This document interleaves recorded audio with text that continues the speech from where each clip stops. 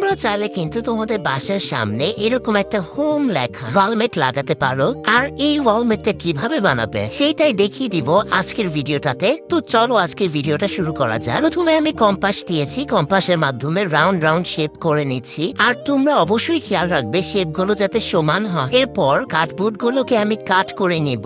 আমি এখানে মোট নিয়েছিলাম 4টা কার্ডবোর্ড, আর এই কার্ডবোর্ড দিয়ে কিন্তু আজকের ওয়ালমেটটা আমরা তৈরি করব। এরপর আমি যেটা করব, গ্লু গানটাকে হিটে দিয়ে দিয়েছি। এরপর আমি পাটের চটটাকে কেটে নিচ্ছি।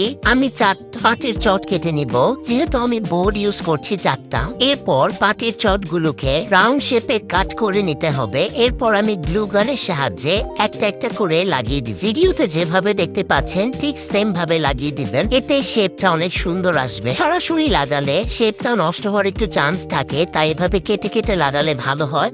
এরপর আমি এক্সট্রা যে বাড়তি অংশগুলো আছে সেগুলোকে কাট করে নিচ্ছি।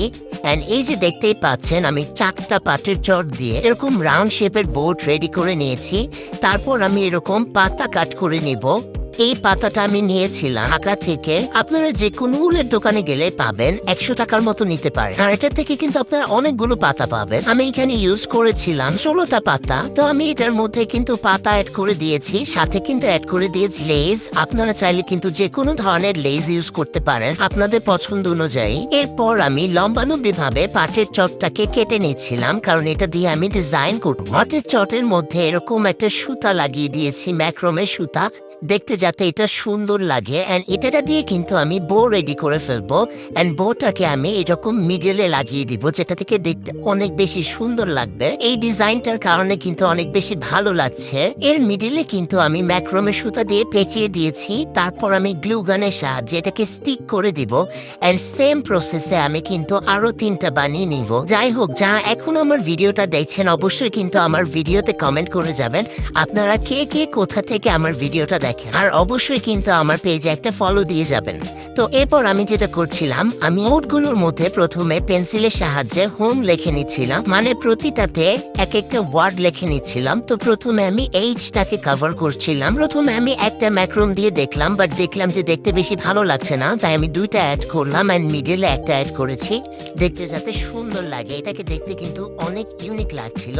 তো এরকম সেম প্রসেসে আমি এমটাকেও কমপ্লিট করে ফেলেছি। আপনারাও কিন্তু চাইলে ঘরে বসে এরকম ইউনিক ইউনিক আইটেম রেডি করে ফেলতে পারেন নিজের বাসার জন্য। তো এগুলোকে আমি কাট করে নিচ্ছিলাম, একটা একটা করে মাপ দিয়ে কাট করে নিয়ে দেন লাগিয়ে দিচ্ছিলাম। এটা কিন্তু দেখতে অনেক বেশি সুন্দর লাগছিল। এরপর ধীরে ধীরে কিন্তু আমার প্রতিটা ওয়ার্ডই লেখা কমপ্লিট হয়ে গিয়েছে। এন্ড এগুলো কিন্তু আমি গ্লু গানের সাহায্যে করে নিয়েছি। তারপর আমার যেটা করতে হবে সেটা হচ্ছে, আমি এগুলোকে জোড়া দেওয়ার জন্য ম্যাক্রোমের সুতা ইউজ করছি। একটার সাথে আরেকটা সোজা বরাবর লাগিয়ে দিচ্ছিলাম ম্যাক্রোমের সুতার সাহায্যে। ভিডিওতে যেভাবে লাগিয়ে দিচ্ছি সেম ওইভাবে প্রসেস ফলো করে করবেন, দেখবেন অনেক ইজি হয়েছে। এরপরে আমি সবগুলো ওয়ার্ড একদম লাগিয়ে ফেললাম। এরপর আমি এটা পেছনে কভার আপ করার জন্য ইউজ করছি পাটের চটটা, যাতে দেখতে খারাপ না লাগে আর এটা একটু শক্তপোক্ত হয় কোনোভাবে যাতে খুলে না যায়, এর জন্য। তো এই হচ্ছে আমার হোম লেখা কমপ্লিট। উপরে আমি হচ্ছে হ্যাং করার জন্য এক্সট্রা একটু সুতা দিয়ে দিয়েছি। আপনাদের কাছে কেমন লাগছে অবশ্যই কমেন্ট করে জানাবেন। এটা হচ্ছে আমার ঘরের ভেতরে ঢুকার আগে এরকম ভাবে করে দিয়েছি, দেখতে কিন্তু অনেক বেশি সুন্দর লাগছে। যারা যারা এখন আমার ভিডিও দেখছেন সবাইকে অনেক অনেক ধন্যবাদ। আর আমার পেজে কিন্তু ফলো দিতে ভুলবেন না, লাইক দিতে ভুলবেন না। আমার ছোট্ট পেজটাকে এত দ্রুত এগিয়ে নিয়ে যাওয়ার জন্য আপনাদের সবাইকে অনেক অনেক ধন্যবাদ। সবাই ভালো থাকবেন। আল্লাহ হাফেজ।